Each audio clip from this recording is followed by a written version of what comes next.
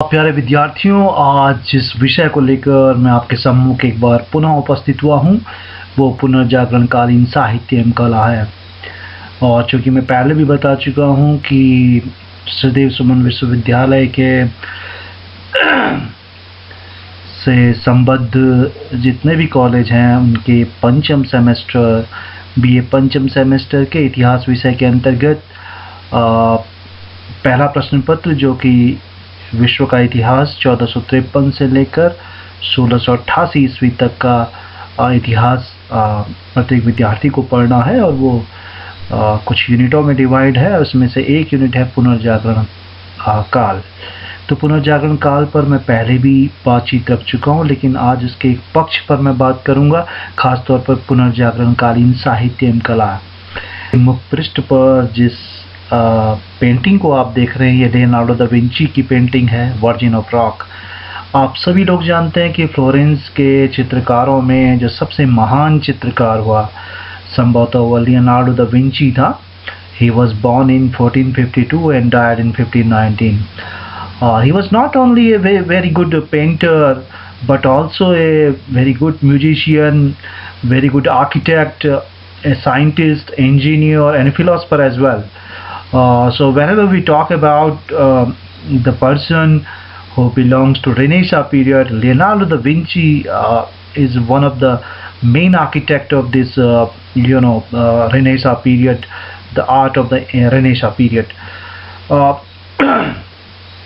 वे न केवल एक योग्य चित्रकार थे बल्कि एक योग्य मूर्तिकार, संगीतज्ञ, वास्तुकार, मेधावी वैज्ञानिक, अभियंता और दार्शनिक भी थे। वे माना जाता है कि वे किलेबंदी तथा तोप विद्या में प्रवीण थे, एक आविष्कारक, शरीर शास्त्री तथा प्रकृति वैज्ञानिक भी थे। इटली के एक शहर मिलान में इस फोर्जा परिवार के संरक्षण में विंची ने अपने जीवन की कुछ उत्कृष्ट कलाकृतियों की रचना की। वे मानते थे कि प्रकृति के रहस्य बहुत गहरे छिपे हुए हैं और जिस श्रम से एक शरीर शास्त्री शरीर की चीरफाड़ करता है, उसी प्रकार से एक कलाकार को मानवीय आत्मा के मनोभावों की जांच पड़ताल करनी चाहिए तथा पौधों की संरचना का परीक्षण करना चाहिए। खैर, मैं बात कर रहा था कि पीपीटी के मुख्य पृष्ठ पर जिस पेंटिंग को आप देख रहे हैं ये लियोनार्डो दा विंची की प्रमुख चित्रों में से एक चित्र है, द वर्जिन ऑफ रॉक। वैसे तो लियोनार्डो दा विंची की 3 महत्वपूर्ण चित्र हैं, द लास्ट सपर जिसे अंतिम भोजन कहा गया, Virgin of the Rocks and the La Gioconda जिसको मोनालिसा कहा गया। लेकिन विंची का जो वर्जिन ऑफ द रॉक नामक चित्र ये न केवल उन तकनीकी प्रवीणता को प्रस्तुत करता है बल्कि विज्ञान के प्रति उनके उमंग और ब्रह्मांड के एक सुव्यवस्थित स्थान के रूप में उनकी आस्था को भी दर्शाता है। इस चित्र को यदि आप गौर से देखें तो इसमें सभी आकृतियां ज्यामितीय बनावट में व्यवस्थित की गई हैं। इसमें प्रत्येक चट्टान और प्रत्येक पौधे का यथार्थ विवरण चित्रित किया गया है। द लास्ट सपर मिलान की सांता मारिया देल ग्रेजी की पुरोहित आश्रम की दीवारों पर चित्रित है और यह चित्र मनोवैज्ञानिक प्रतिक्रियाओं का भी एक अध्ययन है। तो हम जब वर्जिन ऑफ रॉक की बात करते हैं तो ये लियोनार्डो दा विंची की खूबसूरत पेंटिंग में से एक है। चूँकि ये पीपीटी के मुख्य पृष्ठ पर है तो इसके बारे में बताना मेरा कर्तव्य था। अब हम पुनर्जागरणकालीन साहित्य एवं कला की बात करेंगे। पुनर्जागरणकालीन साहित्य और कला को के पक्ष पर जब हम बात करेंगे तो सबसे पहले हम इतालवी जो साहित्य है उसके बारे में बात करते हैं।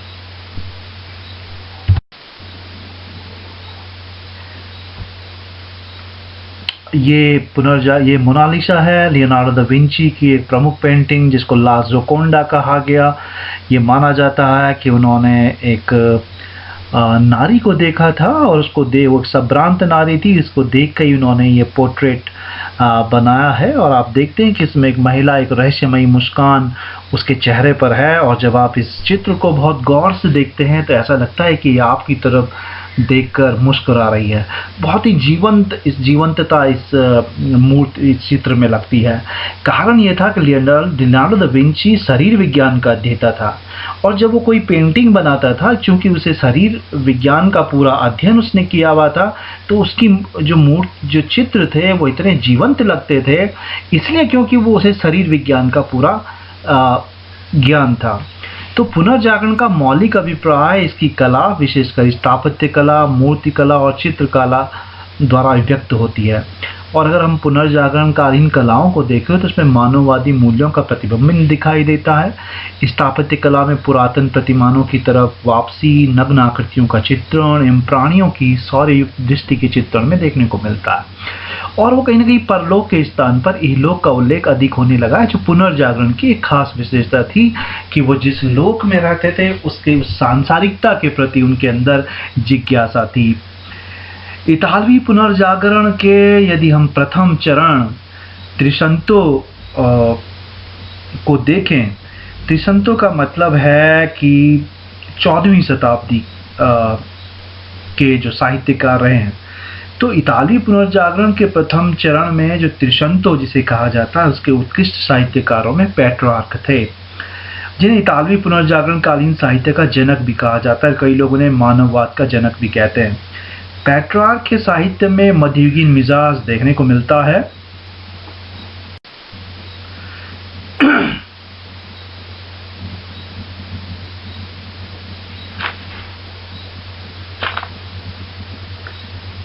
हम चित्रकला की बात कर रहे थे क्योंकि इसमें द लास्ट जजमेंट, जो कि माइकल एंजेलो का एक प्रमुख चित्र है, उसका चित्र आप देख रहे हैं।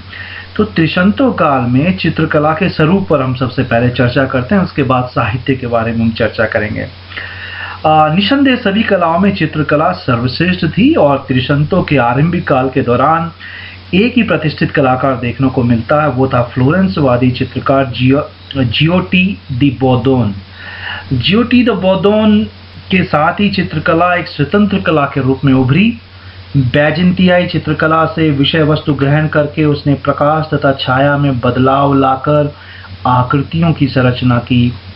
उसने त्रिआयामीय आकृतियां तथा द्विआयामीय सतह पर वस्तुओं का प्रतिनिधित्व करने वाले परिदृश्य की अनेक तकनीकों का भी विकास किया। जियोटो की सर्वोत्तम कृतियां भित्ति चित्र हैं।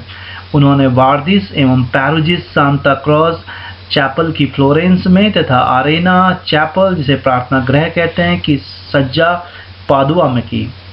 आरेना चैपल का निर्माण प्राचीन रोम की खंडहर पर पादुआ के एक व्यापारी एनरिको स्क्रोवेंजी के लिए कराया गया था। और इस चैपल के जो दो दृश्य थे, 1303 से 1305 ईस्वी के दौरान जियोटी ने इस चैपल के आंतरिक भाग की सज्जा ईसाई वास्तविकता के सम्मोहक तथा गतिमान भित्ति चित्रों की श्रृंखलाओं के माध्यम से की। छत के एक छोर पर देवदूत ग्राबियल मरियम को बता रहे हैं और वो मसीह की मां बनेगी। वहीं छत के दूसरी छोर पर लास्ट जजमेंट यानी अंतिम न्याय, जो कि माइकल एंजेलो का एक चित्र है, के दृश्य में मसीह की महिमा को चित्रित किया गया है। इन दोनों घटनाओं के बीच बगल की दीवारों पर मरियम के जीवन से संबंधित, उनके पुत्र के जन्म तथा मृत्यु से संबंधित 48 वर्णनात्मक दृश्य हैं। इस चैपल के दो दृश्य, a meeting at the Golden Gate और बिट्रेयल, अत्यंत प्रभावशाली हैं। The meeting at the Golden Gate में जेरूसलम के द्वार के सामने मरियम के पिता जोकिम और माता अन्ने के पुनर्मिलन को दिखाया गया है। यह चित्र बहुत ही सम्मोहक तथा मनोभावों से परिपूर्ण है और इसी दीवार पर इस दृश्य के नीचे मसीह और उसके विश्वासघातियों का दृश्य यानी बिट्रेयल, विश्वासघातियों का दृश्य चित्रित किया गया है। इस चित्र में जुडास, मसीह का शिष्य जिसने उनके साथ विश्वासघात किया, को मसीह को चूमते हुए दिखाया गया है तथा मसीह तथा जुडास के चारों ओर मसाले और भाले लिए हुए रोम के सैनिक दिखाए गए, जिनके चेहरे आधे ढके हुए हैं। ये सैनिक मसीह को गिरफ्तार करने और प्राण दंड देने के लिए तैयार है। यह एक ऐसी घड़ी है जिसमें जुडास मसीह के दुश्मनों को चुंबन के द्वारा मसीह को पहचानवा रहा है। जुडास का यह चुंबन विद्वेष से भरा हुआ चुंबन है तथा यह चुंबन मसीह के कुशारोपण तथा पुनर्जीवन की ओर इंगित करता है। इस दृश्य में जुडास मसीह की ओर अपनी बाहों में जकड़ने के लिए आगे की तरफ झुका हुआ है और उसके वस्त्रों की तनी हुई तहें उसके दुश्मन को निगलती हुई नजरें आती हैं।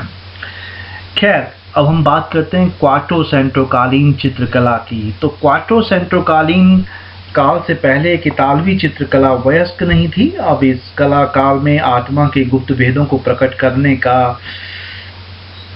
के उद्देश्य से रूप चित्रों का चित्रण अत्यधिक प्रचलित हो गया, जिसे पोर्ट्रेट कहा गया। इस काल के अधिकतर चित्रकार फ्लोरेंसवादी थे। इनमें सर्वप्रथम मसाशियो, उन्हें सामान्यतः पुनर्जागरणकालीन कला का पहला यथार्थवादी माना जाता है। इसके अतिरिक्त उन्होंने अपनी कलाकृतियों में स्पर्शी गुण की शुरुआत की थी। फ्लोरेंस के एक अन्य प्रसिद्ध चित्रकार सैंड्रो बाटिसे विषयों के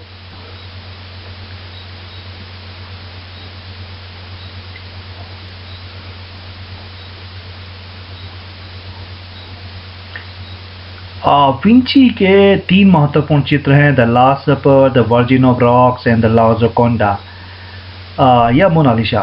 विंची का वर्जिन ऑफ द रॉक्स नामक चित्र न केवल उनकी तकनीकी प्रवीणता को प्रस्तुत करता है, बल्कि विज्ञान के प्रति उनमें उमंग और ब्रह्मांड के सुव्यवस्थित स्थान के रूप में उनकी आस्था को भी दर्शा। द लास्ट सपर, जो कि अंतिम भोजन है, मिलान की सांता मारिया देल ग्रेजी की पुरोहिताश्रम की दीवारों पर चित्रित है। यह चित्र मनोवैज्ञानिक प्रतिक्रियाओं का एक अध्ययन है। इसमें ईसा मसीह ने तत्काल अपने शिष्यों को सूचित किया कि उनमें से कोई एक उनके साथ विश्वासघात करेगा।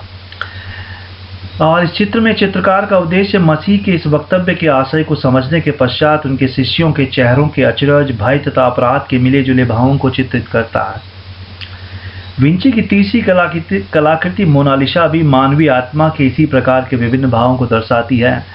मोनालिसा एक वास्तविक औरत का रूप चित्र है जो नेपल्सवासी फ्रांसिस्को डेल जियोकोंडा की पत्नी थी। इस रूप चित्र में विंची ने चेहरे की रूपरेखा को थोड़ा अस्पष्ट तथा धुंधला छोड़ दिया है, जिससे यह रूप चित्र निर्जीव नजर नहीं आता, अपितु जीवंत तथा रहस्यमय प्रतीत होता है।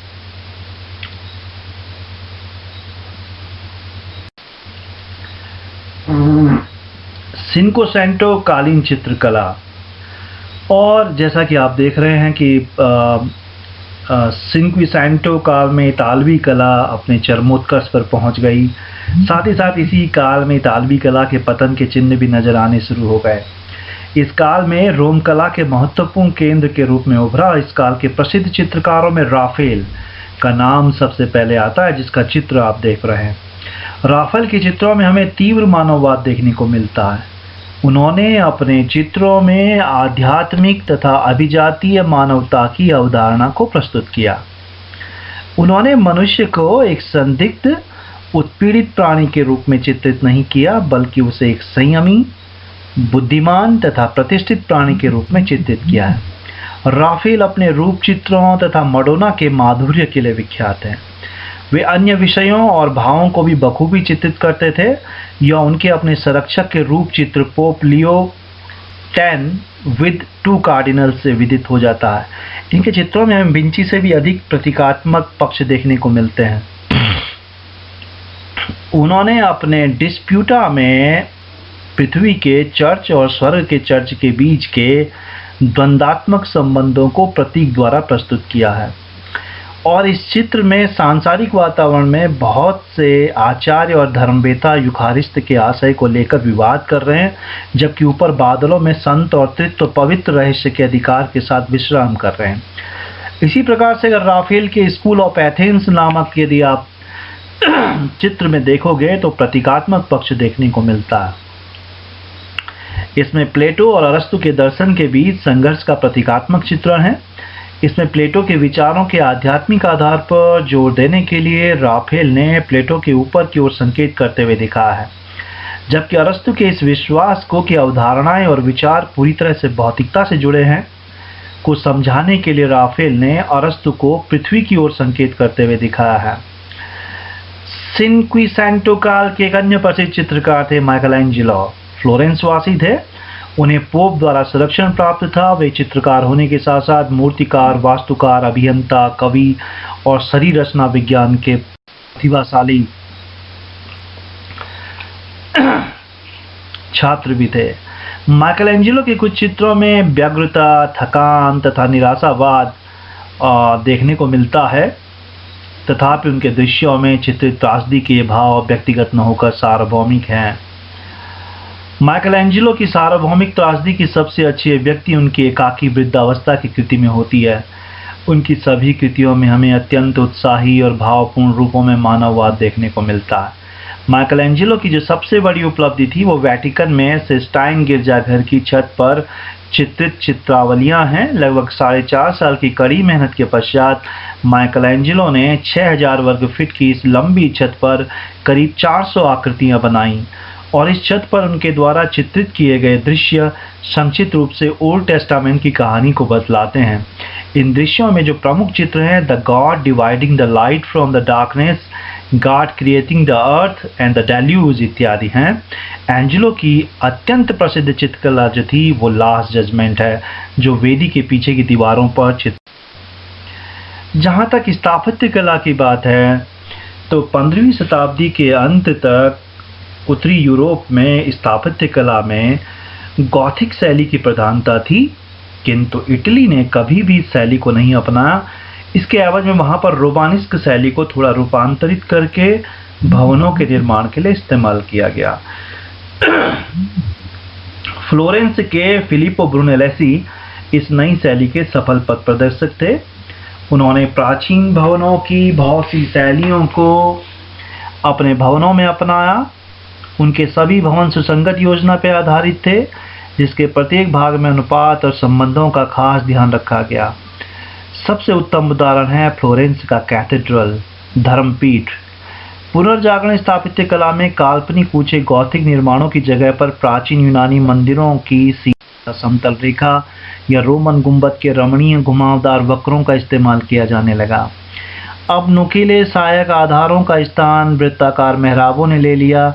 इसके अतिरिक्त अब सौम्य संतुलित ढांचों को सजाने के लिए प्राचीन यूनानी स्तंभों की विभिन्न शैलियों जैसे डोरिक, आयोनिक तथा कोरिंथियन का इस्तेमाल किया जाने लगा। इस नई क्लासिकल या पुनर्जागरणकालीन स्थापत्य का इस्तेमाल सभी प्रकार के भवनों के निर्माण में किया गया। हालांकि इस नई शैली में बनाए गए अधिकांश भवन चर्च थे, जो इस जीवन में खुशी तथा मानवीय उपलब्धियों में गौरव के शुद्ध धर्मनिरपेक्षी आदर्शों को व्यक्त करते थे। रोमानिस्क शैली की तुलना में पुनर्जागरण स्थापत्य कला समन्वय तथा अनुपात पर बहुत अधिक बल देती थी। नव प्लेटोवाद से प्रभावित होकर इतालवी वास्तुकार इस निष्कर्ष पर पहुंचे कि मनुष्य में आदर्श अनुपात ब्रह्मांड के समन्वय को प्रदर्शित करता है और इसलिए मनुष्य के शरीर के विभिन्न भागों की तरह भवनों के विभिन्न भागों को भी एक दूसरे से तथा संपूर्ण भवन से जोड़ना चाहिए। पुनर्जागरणकालीन स्थापत्य कला का एक उत्तम उदाहरण रोम का सेंट पीटर चर्च है, जिसका निर्माण 16वीं सदी में ब्रामंते, राफेल, माइकलएंजेलो तथा पलाडियो के निर्देशन में हुआ और कालांतर में होने वाले कला के विकास में पलाडियो का बहुत अधिक प्रभाव पड़ा। उनकी विद्वतापूर्ण कृति four books of the architecture का अनुवाद बहुत सी यूरोपीय भाषाओं में किया गया तथा इसने 17वीं सदी की इतालवी एवं यूरोपीय स्थापत्य कला के बारोक शैली को काफ़ी प्रभावित किया। इस प्रकार से यूनानी और लातिनी साहित्य के पुनरुत्थान की भांति यूनानी और लातिनी स्थापत्य कला का पुनरुत्थान भी इटली में शुरू हुआ तथा साहित्यिक मानववाद की भांति अन्य देशों में इसका प्रसार हुआ। इसने उन देशों को काफ़ी प्रभावित किया। अब हम मूर्तिकला की बात करेंगे तो मध्य युग में मूर्तिकला एक स्वतंत्र कला न होकर केवल स्थापत्य कला की एक सहायक कला थी, परंतु पुनर्जागरण काल में चित्रकला धीरे धीरे स्थापत्य कला से मुक्त होकर एक स्वतंत्र कला के रूप में स्थापित हो गई। इस काल की अधिकतर मूर्तियां गैर धार्मिक उद्देश्यों के लिए बनाई गई और इस श्रृंखला में इतालवी पुनर्जागरण काल का जो सबसे प्रमुख मूर्तिकार था डोनातेलो, जिसकी तस्वीर आपको दिखाई दे रही है दाहिने हिस्से में। वो 1386 में पैदा हुए, 1466 में इनकी मृत्यु हुई। उन्हें मानवीय शरीर रचना में गहरी रुचि थी। उनकी इस रुचि के कारण वो आसानी से मानव शरीर की विभिन्न मुद्राओं को प्रस्तुत कर सके। उनकी सबसे प्रसिद्ध मूर्ति डेविड की मूर्ति है। यह एक नग्न मूर्ति है जिसमें डेविड को अपनी विजय के पश्चात कत्ल किए गए गोलियात के शरीर पर खड़े हुए दिखाया गया है। इस मूर्ति ने प्रकृतिवाद और नग्नता की स्तुति की मिसाल कायम की, जिसका मूर्तिकारों ने कई सालों तक अनुसरण किया। इसके अतिरिक्त डोनातेलो ने एक कंदोइत्रे गट्टा मेलार की भी खूबसूरत कांसे की मूर्ति बनाई। लेकिन इतालवी पुनर्जागरण काल का जो सर्वश्रेष्ठ मूर्तिकार था वो माइकलएंजेलो था। उनकी कृतियों में 3 मुख्य विशेषताएं देखने को मिलती हैं। सर्वप्रथम शारीरिक विकार का इस्तेमाल, जिसका प्रयोग वो सामान्यतः भावात्मक प्रबलता को बढ़ाने के लिए करते थे। पेटा नामक मूर्ति में उन्होंने शक्तिशाली प्रभाव लाने के लिए मृतक ईसा मसीह के शरीर तथा बाईं भुजा को काफ़ी लंबा दिखाया है। उनकी कृतियों की दूसरी मुख्य विशेषता है भ्रम निवारण तथा त्रासदी के विषयों का अत्यधिक इस्तेमाल, और तीसरी प्रमुख विशेषता है अपने दार्शनिक विचारों को प्रतीकात्मक रूप में अभिव्यक्त करने की प्रवृत्ति। उन्होंने अधिकतर मूर्तियां मकबरों को सजाने के लिए बनाई। पोप जूलियस द्वितीय की कब्र पर उनके द्वारा बनाई गई मूर्तियों में बाउंड स्लेव और मोसेस अत्यंत प्रसिद्ध हैं। इसके अतिरिक्त उन्होंने फ्लोरेंस के मेडिची परिवार की कब्रों पर बहुत सी मूर्तियां बनाई। इनमें से अधिकतर आकृतियां प्रतीकात्मक हैं, जो दुख और निराशा जैसे भावों को निरूपित करती हैं। इन आकृतियों में से 2 डॉन और सनसेट के नाम से जानी जाती हैं। डॉन एक महिला की आकृति है, जिसे ऐसे मुड़ते और सिर उठाते हुए दिखाया गया है जैसे कि किसी को नींद से उठने और दुख भोगने के लिए बुलाया गया हो। सनसेट नामक आकृति एक ऐसे शक्तिशाली मानव की आकृति है जो बहुत सी मानवीय विपत्तियों में डूबता हुआ नजर आता है। ऐसा प्रतीत होता है कि आकृतियां या तो फ्लोरेंस के गणतंत्र पर आई विपदा की प्रतीक हैं, या फिर से कलाकार की अपनी सांसारिक पराजयों और निराशा की अभिव्यक्ति हैं। इनकी एक उल्लेखनीय कृति है पेटा, जिसे उन्होंने संभवतः अपने खुद की कब्र के लिए बनाई थी। इस कृति में उन्होंने मृतक मसीह के शरीर पर मरियम को शोक मनाते हुए दर्शाया है। इस दृश्य में मरियम के पीछे जो व्यक्ति है वो संभवतः माइकलएंजेलो का प्रतिनिधित्व कर रहा है। एक और महत्वपूर्ण मूर्तिकार थे लोरेंजो गिबेर्टी, जिन्हें फ्लोरेंस के बपतिस्मा कक्ष के उत्तरी और पूर्वी कांसे के दरवाजों पर खूबसूरत आकृतियां बनाई हैं। उत्तरी दरवाजे पे उनके द्वारा बनाए गए panel the sacrifices of Isaac में आइजैक, जिसकी बलि चढ़ने वाली थी, को नग्न दिखाया गया है। आइजैक को अपने भाग्य को प्रतिष्ठा तथा बिना किसी भय के साथ स्वीकार करते हुए दिखाया गया है। उनके द्वारा पूरी दरवाजे पर बनाया गया पैनल गेट्स ऑफ पैराडाइज भी अत्यंत भव्य और शानदार है। लोरेंजो गिबेर्टी के अलावा ल्यूका डेला राबिया भी अपनी मूर्तियों की शुद्धता और साधारणपन के लिए विख्यात हैं। उन्होंने चमकीली पक्की मिट्टी के मूर्तिकारों के लिए एक स्कूल की स्थापना भी की। अब हम पुनर्जागरण कालीन साहित्य की बात करेंगे।